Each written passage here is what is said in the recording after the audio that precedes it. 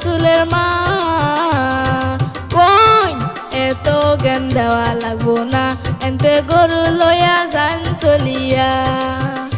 ওগো শামসুলের মা তোমরা মানুষ বালা না হগল সময় পৈমাল করা গরু ছাগল দিয়া তোমরা হগল সময় খেতে খাওয়াও গরু ছাগল দিয়া।